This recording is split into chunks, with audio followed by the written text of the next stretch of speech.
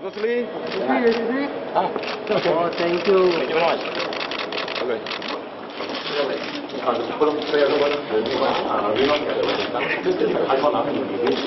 Assalamualaikum warahmatullahi wabarakatuh. Salam sejahtera, selamat datang. Good afternoon, ladies and gentlemen.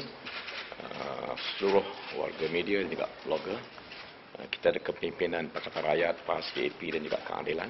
Dan saya juga sama-sama dengan Peguam, Mr. Leong, yang baru saja kami menghantar pendaftaran, memohon supaya diberikan leave daripada Mahkamah Persekutuan yang saya tadi baru mengatakan kepada Puan Yati.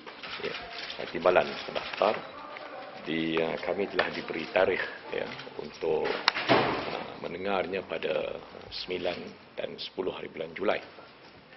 Jadi untuk itu hari ini adalah hari yang bersejarah oleh kerana selepas hampir sebulan kami menunggu ulasan penghakiman daripada Mahkamah Rayuan yang telah dijanjikan pada 22 hari bulan Mei hari itu, bahawa ulasan itu akan dikeluarkan dalam tempoh 7 hari. Namun setelah kita tunggu dan tunggu sampai hari ini belum kelihatan. Jadi inilah satu perkara yang cukup tidak manis dan tidak murni kepada institusi kehakiman itu sendiri.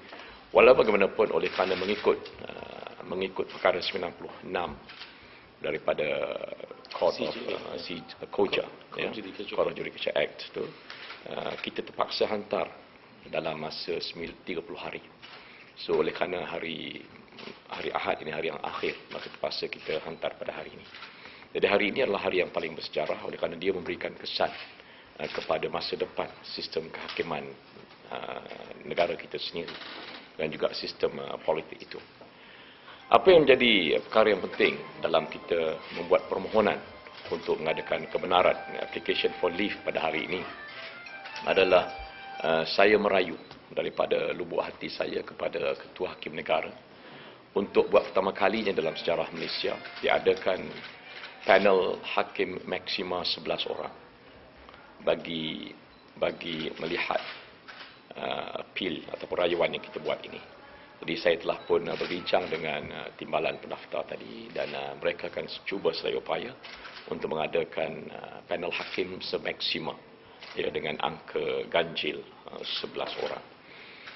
Kerana apa? Kerana rakyat Malaysia cukup menagihkan keadilan dalam membuat penghakiman dan juga dalam membicarakan kes ini.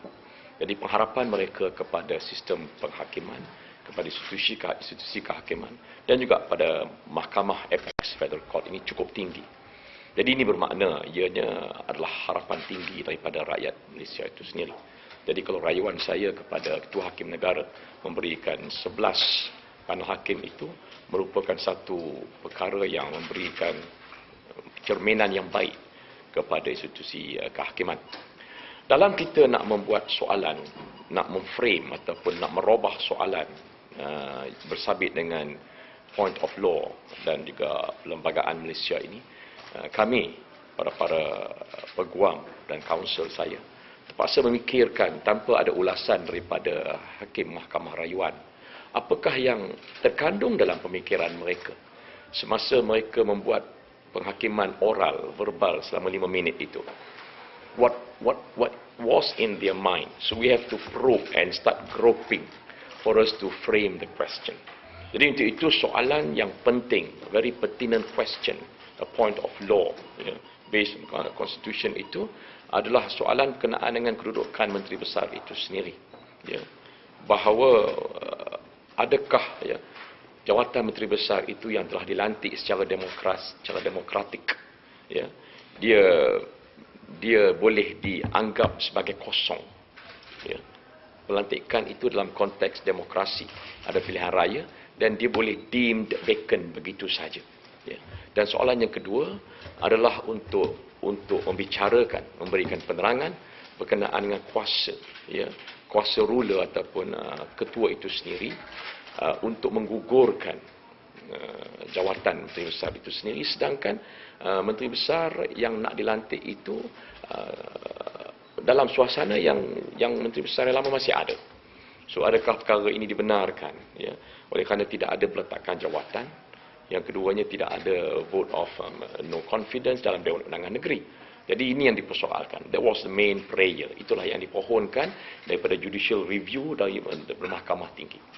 Walaupun Mahkamah Tinggi telah membuat keputusan pada 11 hari bulan Mei hari itu, that at all material time I was the rightful and legitimate Menteri Besar, Chief Minister.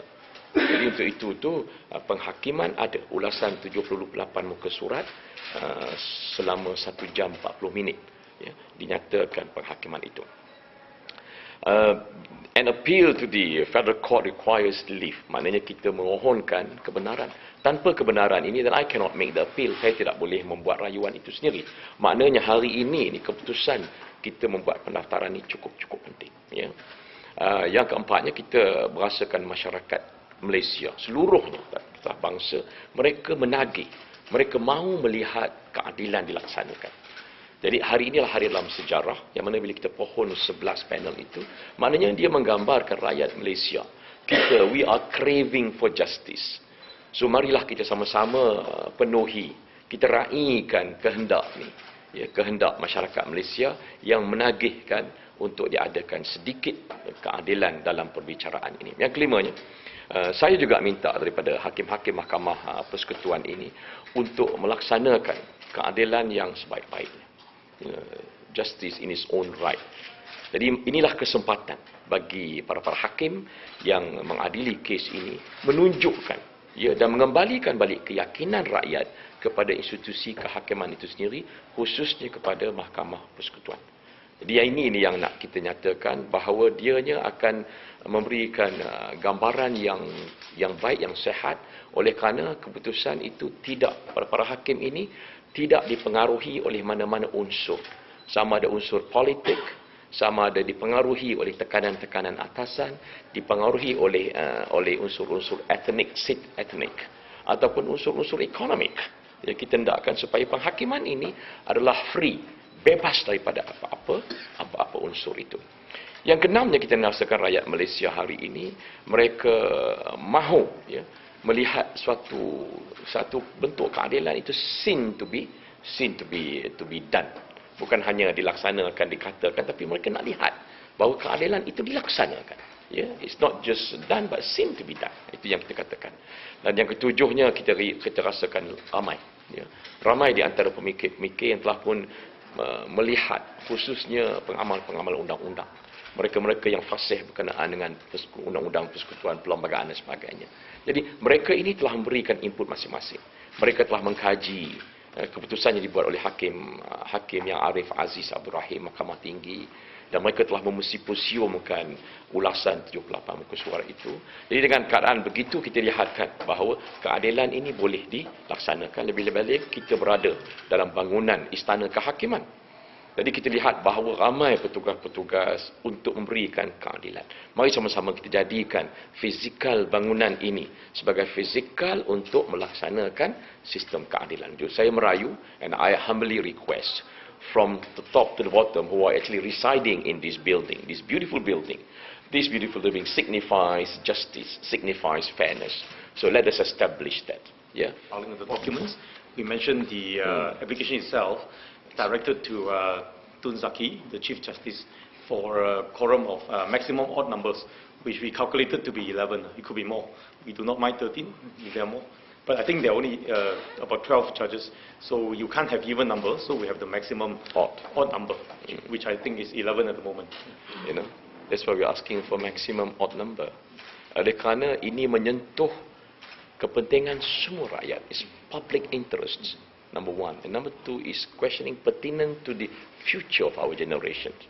So that we are abiding by the law. Kita luhur, kita ni mendaulatkan undang-undang. Dan perlembagaan kita inilah perlembagaan yang meluhurkan, ya, kedaulatan dan keluhuran perlembagaan.